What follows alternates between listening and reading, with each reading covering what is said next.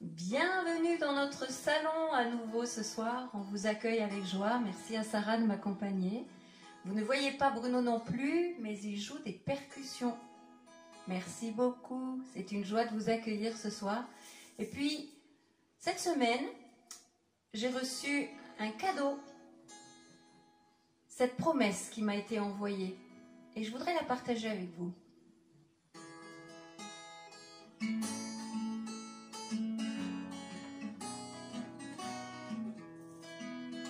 Parce qu'il vit, je n'ai rien à craindre.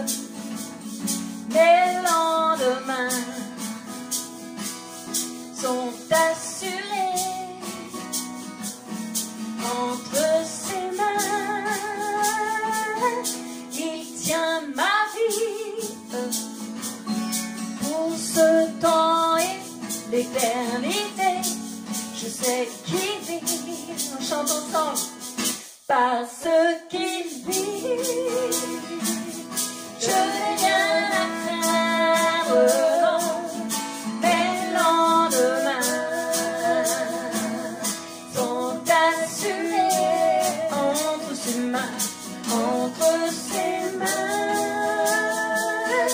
il tient ma vie pour ce temps et l'éternité. Je sais qu'il vit, on chante encore ensemble ce soir, parce qu'il vit, je n'ai rien à craindre, oh non, mes lendemains sont assurés, je le proclame entre ses mains, il tient ma vie pour ce temps et l'éternité. Je sais qu'il vit, oh amen, amen.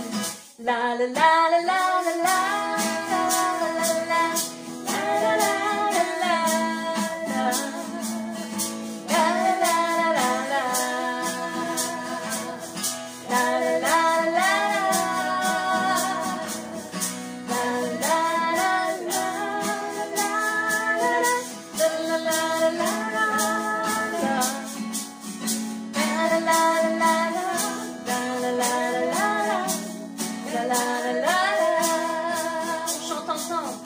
parce qu'il vit, je n'ai rien à craindre, oh non, mes lendemains sont assurés entre ses mains, il tient ma vie pour ce temps et l'éternité. Je sais qu'il vit, chante avec nous ce soir, parce qu'il vit, je n'ai rien à craindre, oh non, mes lendemains, réjouis-toi mon âme, sont assurés, clame mon âme, entre ses mains, il tient ma vie pour ce temps et l'éternité. Je sais qu'il vit.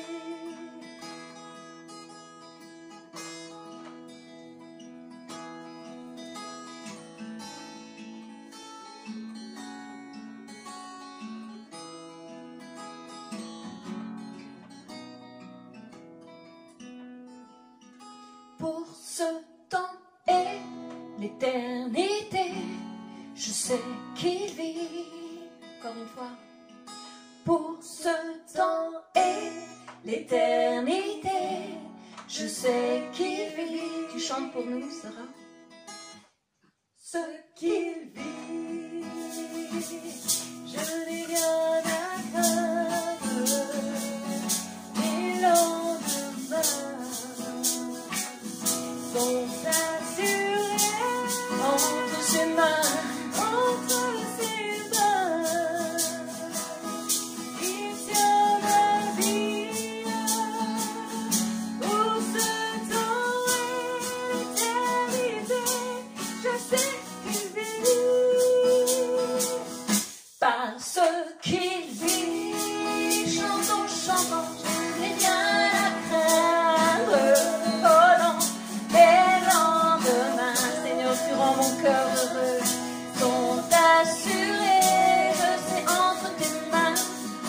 entre tes mains. Il tient ma vie pour ce temps et l'éternité. Je sais qu'il vit. Amen, amen. Pour ce temps et l'éternité. Je sais qu'il vit. Chante avec nous une dernière fois. Pour ce temps et l'éternité, je sais qu'il vit. Seigneur, nous savons que tu es vivant. Et ça fait du bien de le chanter ensemble ce soir. Seigneur, tu vis en nous. Et on n'a aucune crainte. On veut le proclamer ensemble. Face à l'avenir, Seigneur, tu tiens tout dans tes mains. Ça fait tellement du bien de le rappeler à nos cœurs, à nos vies ce soir et de le chanter ensemble. Amen, amen. Amen. Plus de toi, Seigneur, plus de toi dans ma vie. Plus de temps pour toi, moins de temps pour moi. Plus de ta parole, moins de ma personne. Plus entendre ta voix, moins regarder à moi. Plus connaître ton plan, moins marcher seul dedans.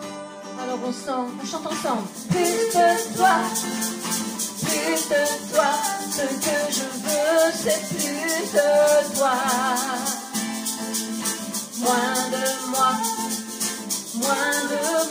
ce que je veux, c'est plus de toi. Amen, amen.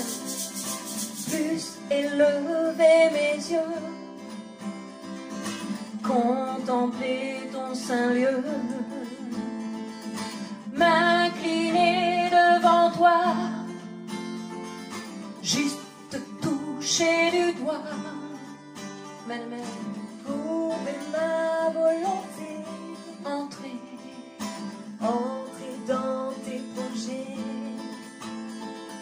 patienter, marcher, même la foi comme bouclier. Je veux plus de toi dans ma vie, plus de toi. Plus de toi, ce que je veux, c'est plus de toi. Moins de moi, ce que je veux, c'est plus de toi. Plus de toi, plus de toi, plus de toi, ce que je veux, c'est plus de toi. Moins de moi, ce que je veux, c'est plus de toi. Dans notre prière, que je diminue, que tu grandisses, que tu prennes la place, une place de choix sur le trône de ma vie, que tu viennes établir ton règne, plus de toi.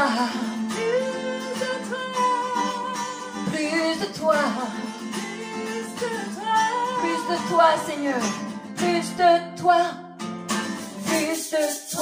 ce que je veux, c'est plus de toi. Moins de moi, ce que je veux, c'est plus de toi. Ensemble cette prière, plus de toi, ce que je veux, c'est plus de toi. Moins de moi, ce que je veux, c'est plus de toi. Que je diminue ce soir, que je diminue, que tu grandisses en moi, que tu prennes la place, une place de choix sur le trône de ma vie, que tu viennes établir ton règne, plus de toi, plus de toi, chante ensemble. Plus de toi, ce que je veux, c'est plus de toi, Seigneur. Moins de moi, ce que je veux, c'est plus de toi, comme une prière. Plus de toi,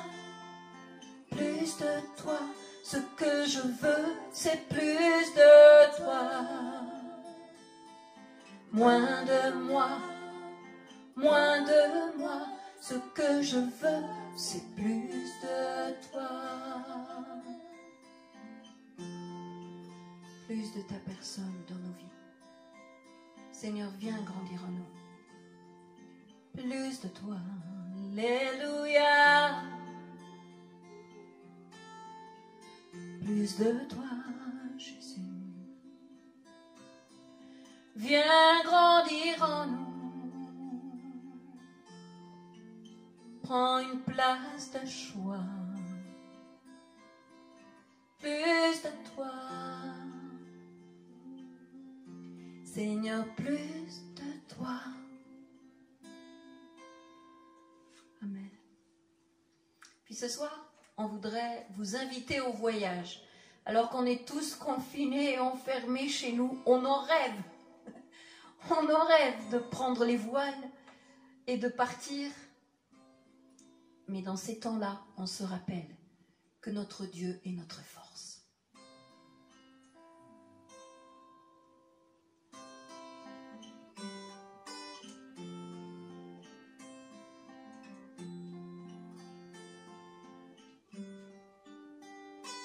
Dieu, tu es ma force, ma consolation,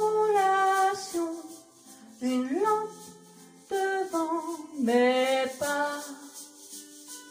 Ta voix a triomphé de l'ouragan, remporté le combat. Amen. Tu m'offres chaque jour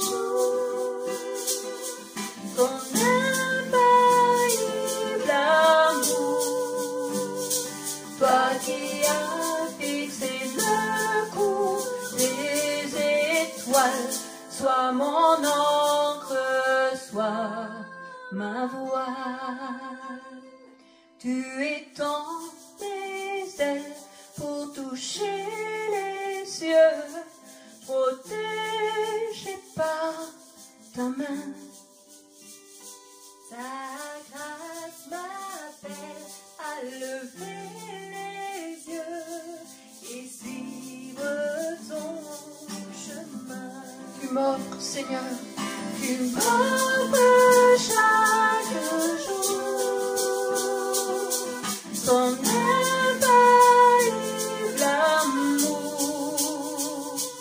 Toi qui as fixé le cours des étoiles, sois mon encre, sois ma voile.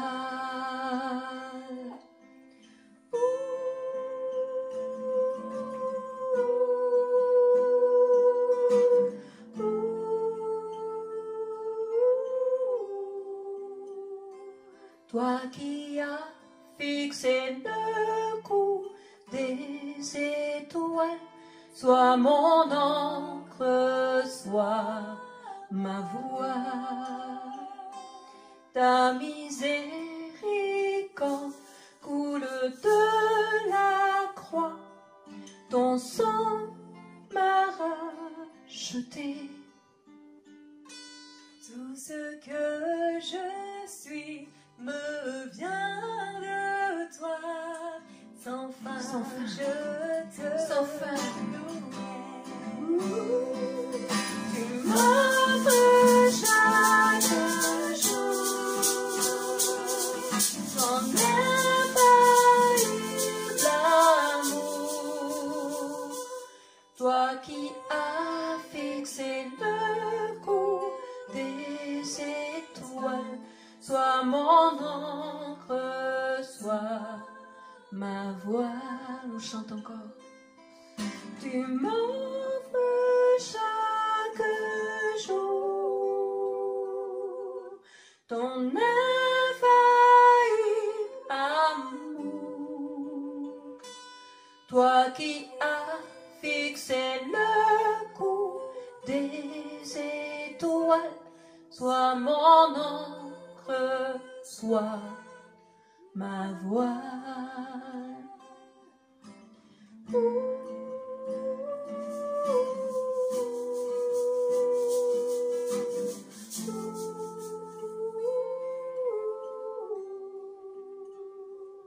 Toi qui as fixé le coup des étoiles, sois mon encre, sois ma voile. Bonsoir à chacune, à chacun, bienvenue chez vous. Un grand merci à Marie, à Sarah pour ce temps de célébration, ce temps de louange, ce temps de proclamation. Nous avons pu élever la voix vers Dieu. J'aimerais ce soir vous parler de la puissance de la délivrance. Jésus est venu pour guérir, il est venu pour sauver, il est venu aussi pour briser toutes les chaînes du désespoir, les chaînes de l'occultisme, les chaînes, toutes ces chaînes de la drogue, toutes ces chaînes des addictions. Et on va le voir ce soir au travers d'un texte que nous découvrons dans l'évangile de Luc au chapitre 13. Et je vous fais la lecture à partir du verset 10. Jésus enseignait dans une des synagogues le jour du sabbat. Et voici, il y avait là une femme possédée d'un esprit qui la rendait infirme depuis 18 ans.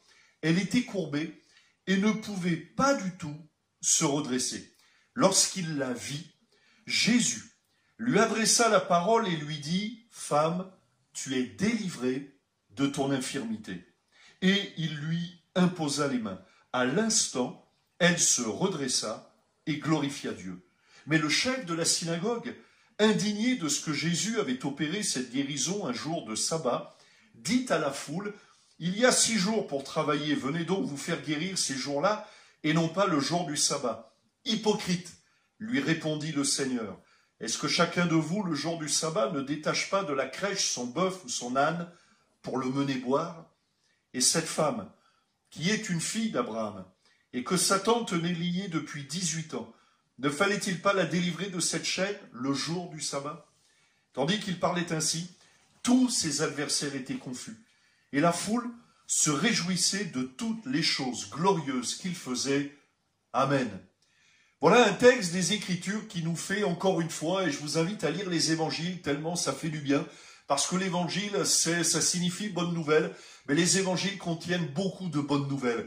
Et ce récit, ce n'est pas une fable, et ce n'est pas une histoire simplement qu'on se raconte pour se faire du bien, pour se rassurer, pour se consoler, mais j'aimerais vous dire que c'est une histoire vraie, réelle. Cette femme était réellement dans une synagogue réelle, elle avait réellement des problèmes, elle était infirme réellement, courbée physiquement réellement, et Jésus est venu réellement intervenir dans sa vie. C'est-à-dire qu'il y a eu un miracle extraordinaire qui s'est passé dans la vie de cette femme, simplement, et on va le voir comment, simplement parce qu'elle a tourné les regards vers Jésus. J'aimerais vous dire que Jésus n'est pas venu prêcher une religion ou une tradition. Jésus n'est pas venu pour mettre des traditions, des rites dans nos vies. Mais j'aime l'évangile parce que Jésus est venu prêcher avec puissance la venue du royaume de Dieu. Et le royaume de Dieu, c'est le royaume du miracle, de la guérison, de la délivrance. Jésus n'est pas venu qu'avec un beau discours pour dire à cette femme, écoute, oui, voilà, maintenant, apprends à vivre avec. Non, Jésus est venu pour délivrer cette femme, pour briser cette puissance de malédiction, puissance diabolique, satanique qui avait autorité sur cette femme, et Jésus est venu la délivrer. Pour devenir chrétien, il nous faut faire l'expérience, et on va le voir ensemble, de la nouvelle naissance. Et la nouvelle naissance, ça signifie d'abord, et on le voit au travers du témoignage de cette femme, eh bien, ça signifie changer de maître, changer de royaume. Elle appartenait au royaume des ténèbres. Elle gémissait en quelque sorte, elle était courbée sous la puissance du diable, et au nom de Jésus, elle a réclamé la grâce de Dieu, et instantanément, elle a changé de royaume. Elle est passée du royaume des ténèbres au royaume de Dieu. Elle qui était courbée, à la fin de l'histoire, nous la voyons, qui glorifie Dieu. Donc, ce texte met en évidence dans cette synagogue le combat qui sévit entre le royaume de Dieu et le royaume des ténèbres. D'abord, elle était courbée. La Bible nous dit qu'elle ne pouvait pas du tout se redresser. Et j'aimerais vous dire que bien des gens gisent et sont courbés, peut-être pas physiquement, mais sont courbés sous 3 jougs. Le premier, c'est le joug du diable. La Bible déclare que le monde gît sous la puissance du diable. Et nous en voyons ces effets. La haine, la révolte, la criminalité, l'industrie du sexe, le commerce de la drogue, la corruption, les réseaux de prostitution, etc., etc., qui nous prouvent qu'il y a une mainmise diabolique dans notre monde. Mais Jésus est venu pour dépouiller les dominations, triomphant d'elles par la croix. C'est ce que nous dit l'Épître aux Colossiens. Jésus est venu pour briser ce joug du diable. Il y a un deuxième joug, c'est le joug de la souffrance. Et j'aimerais vous dire, vous qui regardez, qui écoutez, je ne sais pas dans quelle situation vous traversez, quelles circonstances vous vivez, mais c'est vrai que beaucoup gisent sous un joug de la souffrance. Et à toutes ces personnes, Jésus dit, « Venez à moi, vous tous qui êtes fatigués et chargés, et je vous donnerai du repos. » 85% de l'humanité est malade. On recense dans le monde plus de 10 000 maladies. 1/5 de la population mondiale est menacée par la dépression. Mais j'aimerais vous laisser un verset des Écritures qui nous dit qu'au travers de Jésus, eh bien, c'est par ses meurtrissures que nous sommes guéris. Le joug de la souffrance, eh bien, Jésus est venu aussi briser le joug de la souffrance pour y apporter non seulement la délivrance, mais aussi la guérison, le réconfort, le soulagement, la consolation. Et puis le troisième joug, c'est le joug du péché. La Bible nous dit que nous sommes morts au péché. Le péché détruit, le péché tue, le péché coupe de toute relation. Bien sûr, le péché nous coupe de cette relation merveilleuse avec Dieu, mais elle nous coupe de nos relations humaines. Elle détruit tout, elle pervertit tout. Le péché souille toute relation et la Bible déclare tous sont péchés. Et il n'y a pas un juste, pas même un seul. J'aimerais vous dire que le péché, vous le savez bien, pour ceux qui sont tombés dans la drogue, dans l'alcoolisme ou d'autres choses, eh bien on le sait, le péché c'est une tyrannie. C'est une prison. Le péché engendre la culpabilité, le remords, les regrets. Le péché engendre les fautes, l'amertume, le désespoir. Le péché engendre le suicide, les échecs. J'ai jamais rencontré un alcoolique épanoui. J'ai jamais rencontré un drogué épanoui. Mais toujours des hommes et des femmes qui étaient sous le joug du péché, détruits par le péché, esclaves du péché. Eh bien, la bonne nouvelle de l'Évangile nous dit que Jésus est venu pour détruire le pouvoir de la malédiction. Et il est venu et il a vaincu notre pire ennemi à la croix du calvaire, c'est le péché. Il a pris la condamnation que nous méritions afin que quiconque se tourne vers Jésus soit délivré du joug du péché. Alors, eh bien, cette femme, elle a expérimenté la grâce de Dieu. Elle qui est entrée dans cette synagogue. Et souvent, je me suis posé la question, mais comment se fait-il qu'une femme courbée, tenue, liée par le diable pendant 18 ans, depuis 18 ans, comment se fait-il que cette femme est entrée dans cette synagogue? Eh bien, cela signifie qu'elle n'était pas satisfaite de sa vie. Et j'aimerais vous dire que la vie sans Dieu est insatisfaisante, que le péché ne satisfait personne. Et cette femme, elle n'était pas épanouie. Elle gisait sous la domination du diable, du péché. Elle gisait sous la domination de la souffrance. Elle était courbée. Mais par la grâce de Dieu, Jésus a redressé cette femme. La Bible nous dit qu'elle s'est redressée. Mais pourquoi s'est-elle redressée? Eh bien, elle s'est redressée grâce à la rencontre avec Jésus. La bonne nouvelle, et dans ce texte nous le voyons, Jésus voit cette femme. Moi, je ne vous vois pas. Je vais vous raconter ce que je vois en ce moment. Je vois mon téléphone qui est en train de me filmer. Voilà, c'est tout ce que je vois. Mais j'aimerais vous dire, au-delà de tout cela, que lui, Dieu, vous voit. Et cette femme qui peut-être, comment dirais-je, n'attirait pas les regards, comprenez bien ce que je veux dire, hein, eh bien, cette femme qui était d'une certaine manière, oui, qui n'attirait pas les regards, peut-être qu'elle n'était pas une grande dame de la société, en tout cas, elle a attiré le regard de Dieu. Et Jésus, lui, l'a vue. Et lorsqu'il l'a vue, il l'a interpellée. Et au travers de l'évangile, de cette bonne nouvelle, et vous pouvez l'expérimenter ce soir, en ce moment même, vous pouvez expérimenter ce face à face avec Jésus, ce face-à-face avec la vérité de la parole de Dieu. Et puis Jésus lui a parlé et lui a dit ces mots extraordinaires: femme, tu es délivrée. C'est la parole de la vérité. Le diable veut nous faire croire qu'il est le vainqueur. Le diable veut nous faire croire qu'il aura le dernier mot. Mais Jésus est venu nous dire que le diable est un menteur, qu'il a échoué. Et Jésus est venu dire à cette femme: femme, tu es délivrée. Au nom de Jésus. Et j'aimerais vous dire, peut-être tu es malade, eh bien tu peux être guéri dans le nom de Jésus. Tu es courbé, mais tu peux être ce soir, en ce moment même, délivré au nom de Jésus. Au nom de Jésus, tu peux être délivré de la drogue, de la pornographie, de l'alcoolisme, de la dépression, du découragement. Au nom de Jésus, j'aimerais vous dire de la part de Dieu, homme, femme, jeune fille, tu es délivré au nom de Jésus. Et les paroles de Jésus, elles sont pleines d'autorité, voyez-vous, au-delà d'un homme, bien sûr, là ce soir, c'est moi que vous écoutez, mais j'aimerais que vous entendiez la voix de Jésus. Je ne fais, au fond, que reprendre les paroles de Jésus. Femme, tu es délivrée. C'est le contenu de la bonne nouvelle. Alors cette femme, elle a été délivrée. Elle a été délivrée grâce à la parole de Jésus, grâce au face-à-face avec Jésus. Elle a été redressée, délivrée, grâce à l'œuvre de Jésus. La Bible déclare que Jésus lui a imposé les mains, ces mains extraordinaires de Jésus, ces mains qui saisissent, ces mains qui purifient, ces mains aussi qui menacent le diable, qui menacent les démons, ces mains de Jésus qui ont été clouées, qui ont été percées, qui ont été ensanglantées. Eh bien, ces mains veulent, mon ami, se poser sur ta vie ce soir. Il est en quelque sorte aussi notre substitut. En posant ses mains sur cette femme, c'est comme si Jésus disait: je prends son péché, je prends la peine de son péché, je prends la condamnation qu'elle méritait. Jésus est notre substitut. Il est mort à la croix du Calvaire afin de souffrir à notre place, afin de nous délivrer de la souffrance. Et ce soir, mon ami, toi qui écoutes ces paroles, laisse la main de Jésus se poser sur ta vie, ton épaule, tes pensées, ta tête, ton cœur, tes sentiments. Et peut-être même si tu es malade, laisse Jésus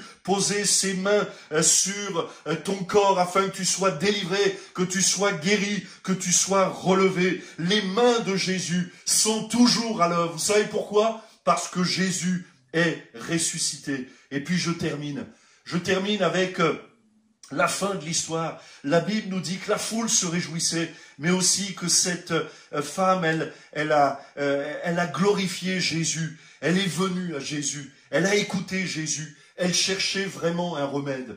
Peut-être que vous cherchez un remède, une solution. Alors j'aimerais laisser un texte de la Bible sur votre cœur. Approchez-vous de Dieu et il s'approchera de vous. Voilà, c'est aussi simple que cela. Cette femme s'est approchée de Jésus. Jésus s'est approché d'elle. Elle a cru à ses paroles. Sa foi a été active. Elle a mis sa foi en action. Et le miracle prouve aussi la bonne disposition de cœur de cette femme. Pourtant, c'était une femme qui gisait sous le joug du diable, du péché, de la souffrance. Mais Jésus l'a vue.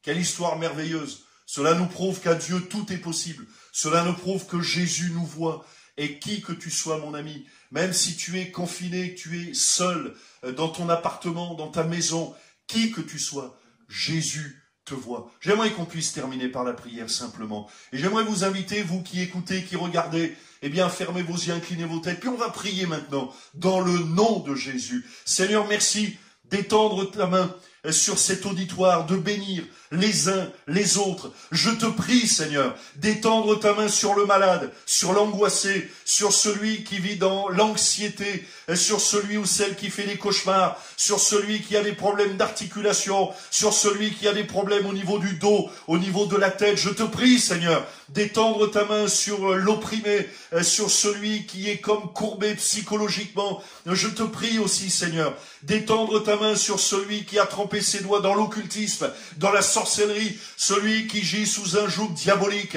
Et je te prie, Seigneur, je te prie, Jésus, afin que tu étendes ta main et que toute personne qui invoque ton nom soit délivrée dans le nom de Jésus. Je réclame que les chaînes soient brisées maintenant. La chaîne de la drogue est brisée, la chaîne de l'alcoolisme est brisée, la chaîne du désespoir est brisée. Dans le nom de Jésus, ce soir, mon ami, tu peux te redresser et tu te redresses au nom de Jésus. parce que tu peux, si tu te tournes vers Jésus, recevoir la grâce de Jésus. Sois béni, mon ami, sois béni. Lis la parole de Dieu, lis la Bible, prie tous les jours. Tu peux bien sûr, et vous pouvez écrire, nous contacter, contact@ddlimoges.com, et vous pouvez demander un contact, peut-être un appel téléphonique, peut-être nous écrire. En tout cas, sachez que vous pouvez nous retrouver tous les mardis soirs, tous les dimanches, les mardis soirs à 20 h sur cette même chaîne YouTube, Source de Vie Limoges, et puis tous les dimanches matins à 10 h. En tout cas, soyez bénis, lisez la Bible, et puis nous nous retrouvons dimanche prochain à 10 h. Et dimanche prochain, nous verrons comment nous pouvons nous rapprocher de Dieu quand on s'en est éloigné. Voilà, soyez bénis.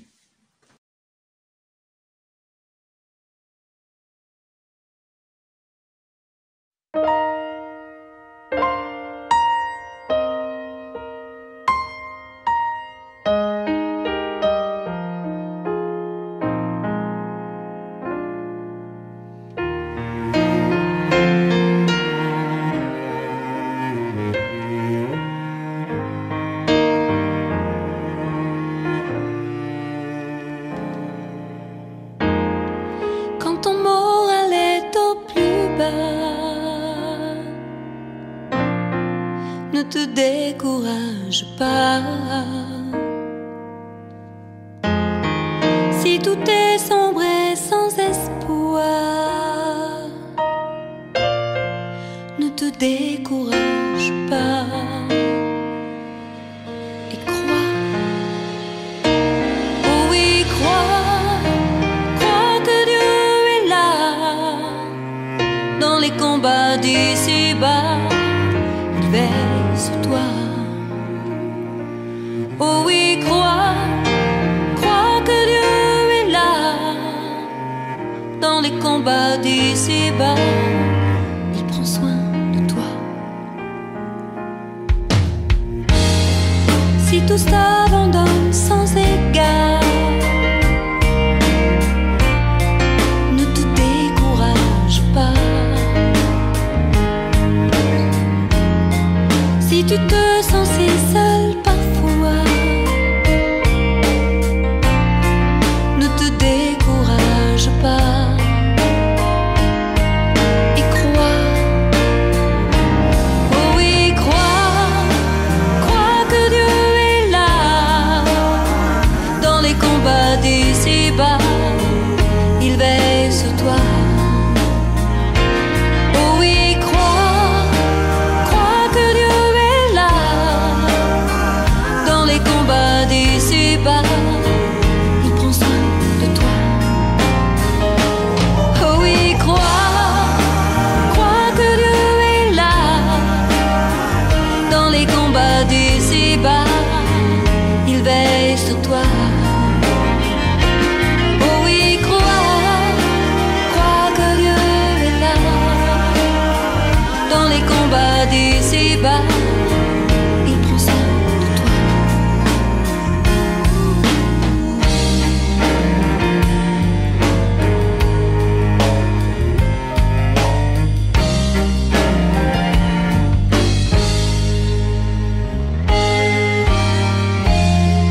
Tu comptes tellement à ses yeux, combien tu lui es précieux. Comme une toile de grand prix, peinte par l'artiste. Crois, oh oui, crois que Dieu est là dans les combats d'ici-bas. Il veille sur toi. Oh oui, crois que Dieu est là dans les combats d'ici-bas. Il prend soin de toi.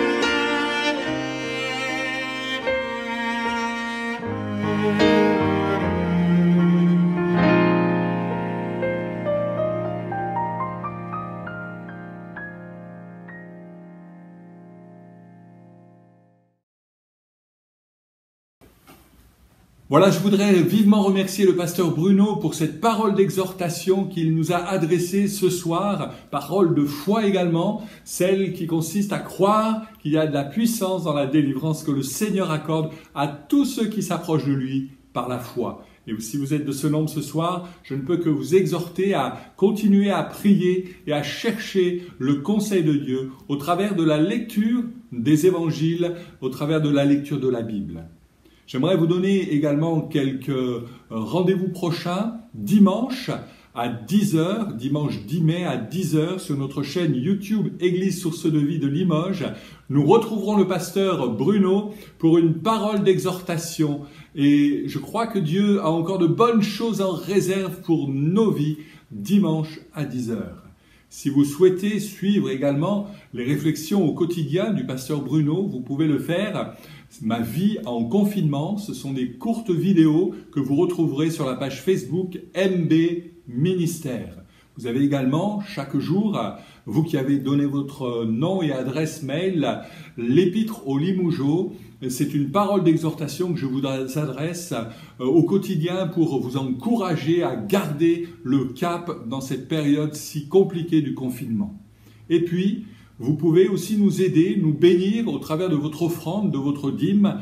Vous pouvez le faire par voie postale à l'adresse 59 rue Nicolas Appert, 87 280 Limoges, ou par voie numérique en allant sur le site www.addlimoges.com. Il y a dans la barre de menu en haut à droite un bouton Dons et offrandes. Voilà, que Dieu vous bénisse, que Dieu vous garde dans sa paix et à très bientôt.